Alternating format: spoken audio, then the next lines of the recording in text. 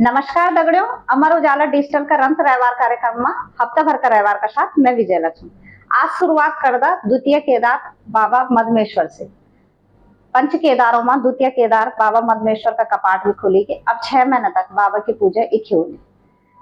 मदमेश्वर से जुड़ी सबसे रोचक बात यह है, ये अकेलो मंदिर यंत्र जो मदमेश्वर भगवान का जो निमित्त जो भी बर्तन होता जो उनका प्रयोग में होता वो बर्तन तय जब मंदिर का कपाट बंद होता वे के बाद उन सारा बर्तन तय उनके मंदिर परिसर में दबाए जाओ जमीन में। वे के बाद जब 6 महीने बाद कपाट खुलता और डोली जब धाम पहुंच दी वे के बाद सारा बर्तनों तय निकाल के उनके सामने रखे जाओ और डोली एक एक बर्तन तय देख के बताऊंगी कि उनका सारा बर्तन आएगी कि नहीं आए। जब तक सारा बर्तन नहीं निकलता तब तक डोली मंदिर में प्रवेश न कर दे। अब बात करदा सिखों का पवित्र धाम हेमकुंड साहिब थे।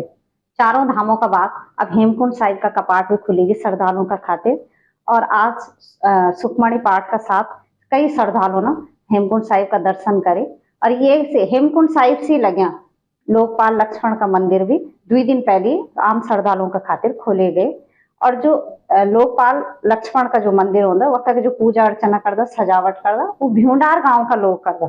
बताए जा दो कि जो हेमकुंड साहिब का पहला ग्रंथ थे कि भ्यूंडार गांव का ही नंद सिंह थे। वह लोग बोलता कि नंद सिंह पर सुखमणि पाठ की इतना कृपा थे कि उनके मुख से सुखमणि पाठ सुनने का खातिर उनते पंजाब का लोग तक बुलाता थे। ये के अलावा जो हेमकुंड साहिब का खातिर हेली सेवा भी शुरू होगी और जो हेली सेवा की बुकिंग था वो IRCTC का माध्यम से आप लोग करें क्या लेकिन यही वेबसाइट यानी था जो सरकार द्वारा चिन्हित था। अन्य वेबसाइट से आप लोग अगर वक्त की बुकिंग कर दा तो ठगी का शिकार हो सकता। 4 धाम यात्रा की बात करे जाओ तो जब यात्रा शुरू हुए थे वैसे पहली एक सरकार की ओर से एक आदेश जारी हुए थे जेमा यू बताए गए थे कि जो पहलू महीना हो लो चारों धाम का कपाट खुलने के बाद वह पहला महीना में कोई भी VIP दर्शन न होला ताकि जो आम श्रद्धालु उनसे कोई दिक्कत न हो।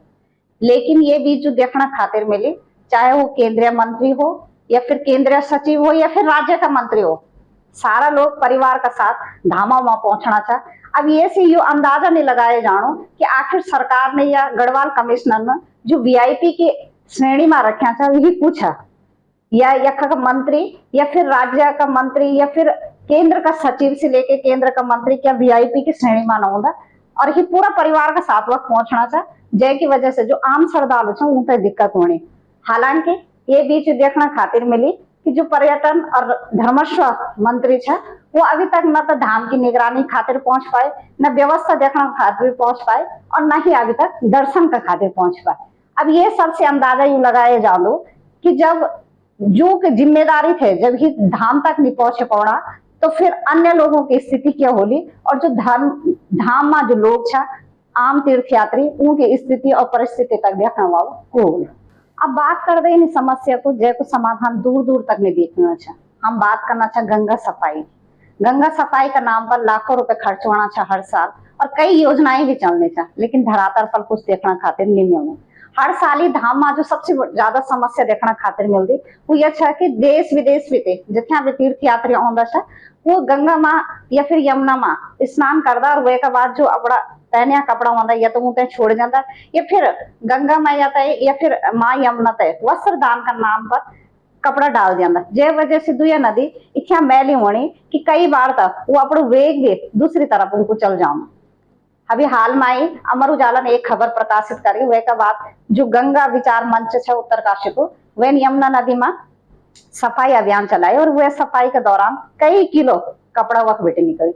अब लोग आस्था का नाम पर या फिर गंगा यमुना के दर्शन का खातिर देश विदेश में तो पहुंचना चाहिए लेकिन उनकी स्वच्छता पर कोई ध्यान देना नहीं चाहिए। और गंगा जी में लोग खासकर महिलाएं ये आजकल गंगा जी में इतने हैं कि वो श्रृंगार भी चढ़ा रही है वस्त्र चढ़ा रही है धोती साड़ी तो ये वस्त्र नहीं चढ़ाने चाहिए गंगा जी में क्योंकि गंगा जी से जाके आगे प्रदूषित होती है। तो इस तरह से किसी जरूरतमंद को ये वस्त्र दान दिए जाए तो बहुत अच्छा होगा। और आज गंगोत्री में अपार भीड़ है तो श्रद्धालुओं को संख्या में नहीं बांध सकते हैं। तो श्रद्धालुओं की जो आस्था है वो माँ गंगा के लिए है। तो गंगा जी के धाम में आप सब लोग चले आइए और पुण्य का लाभ कमाएं। जय माँ गंगे। अब बात कर दो पहला धाम यमुनोत्री की।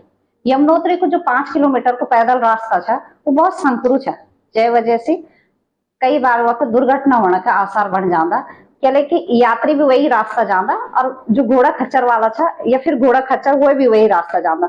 जब यात्रा पीक पर होती, अपने चरम पर होती, तो वह दौरान जो यात्रियों का जत्था था वो ज्यादा हो जाता। भीड़ बढ़ने की वजह से हर दिन यह आशंका बनी रहती कि कोई हादसा ना हो जाओ।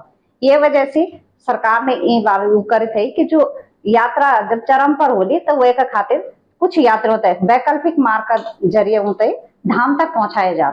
लेकिन जो पिछले दफा भी केवल योजना हजू कागजातों में बनी और ई बार भी जो योजना था वो कागजात से बाहर नहीं निकल पाए।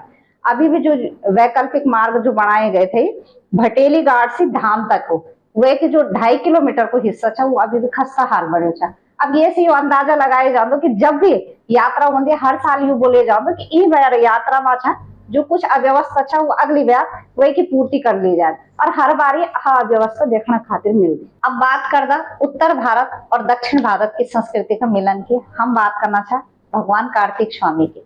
भगवान कार्तिक स्वामी को मंदिर है रुद्रप्रयाग का क्रौंच पर्वत पर स्थित है और बताया जाता कि देश भर में भगवान कार्तिक का 2 मंदिर है, एक दक्षिण में और एक रुद्रप्रयाग का क्रौंच पर्वत में जो उत्तर भारत में है।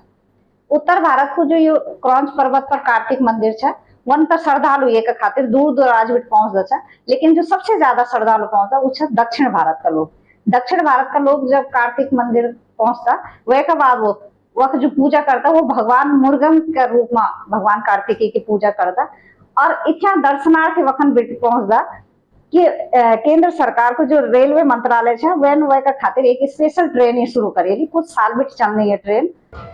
कार्तिक स्वामी जी का मंदिर है, यहाँ क्रौंच पर्वत में है। क्रौंच पर्वत रुद्रप्रयाग जनपद में है।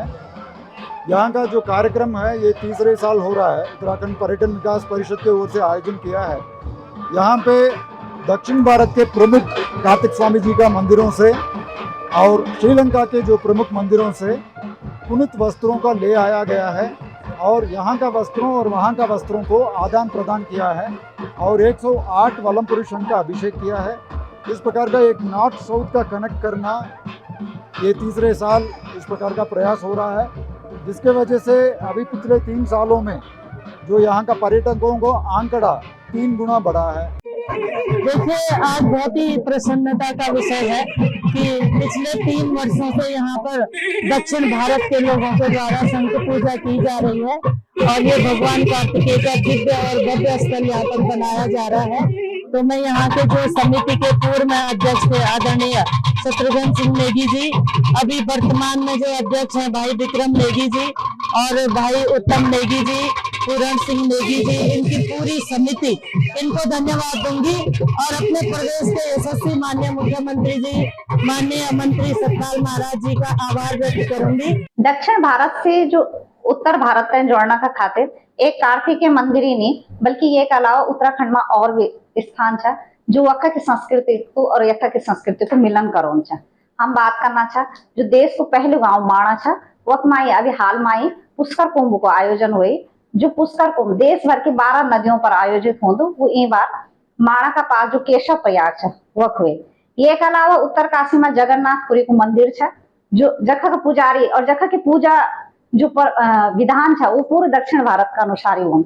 ये के अलावा चमोली जिला का हाट माई एक शिव मंदिर था जब तमिलनाडु का यात्री हर साल होता और 2 क्विंटल घी को अखंड दीपक जलाए जाओ।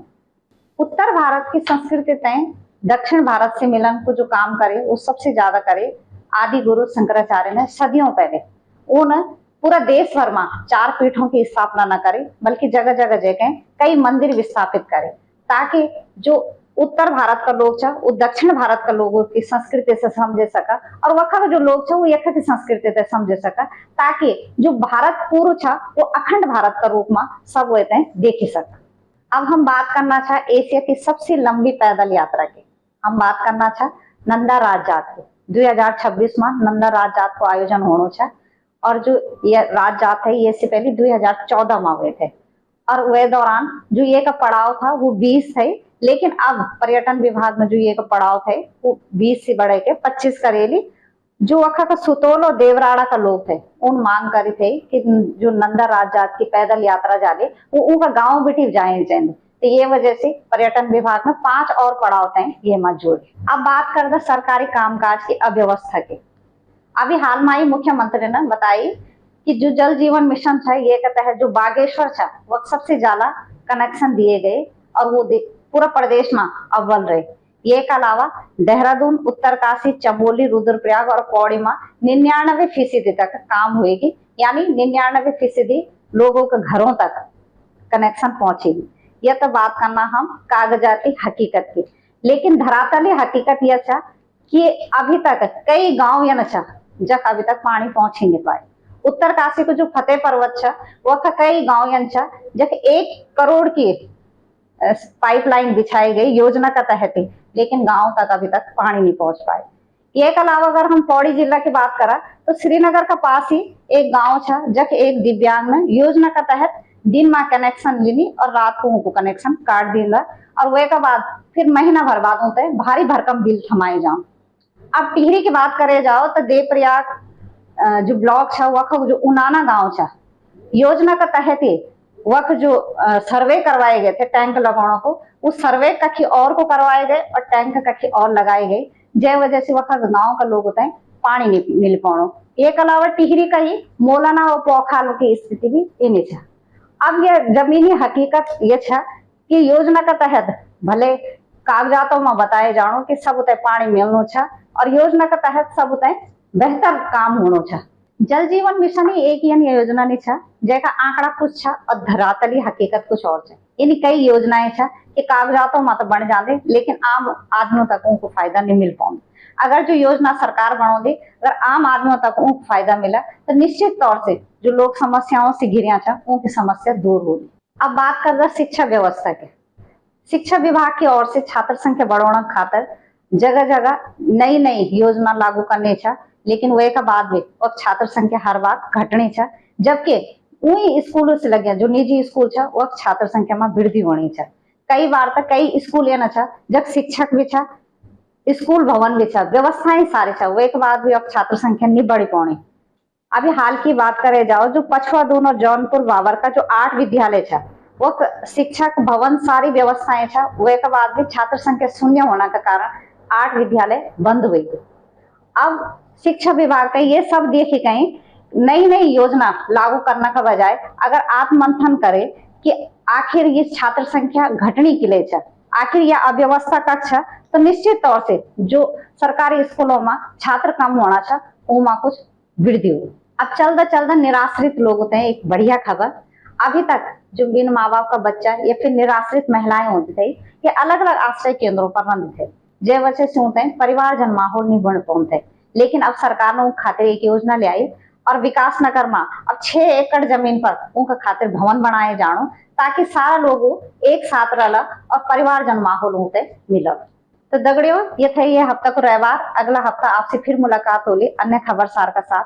आपने हमारे कार्यक्रम का लगनो छा बताओ बिल्कुल न भूलिए और हमारे ये कार्यक्रम तय अमर उजाला उत्तराखंड का YouTube चैनल पर देखना बिल्कुल न भूलिए। हफ्ता में एक बार रंत रविवार। नमस्कार। अगर आप ये वीडियो YouTube पर देख रहे हैं तो हमारे चैनल को सब्सक्राइब करें और बेल आइकन को दबाना ना भूलें। अगर आप Facebook पर ये वीडियो देख रहे हैं तो हमारे पेज को लाइक करें।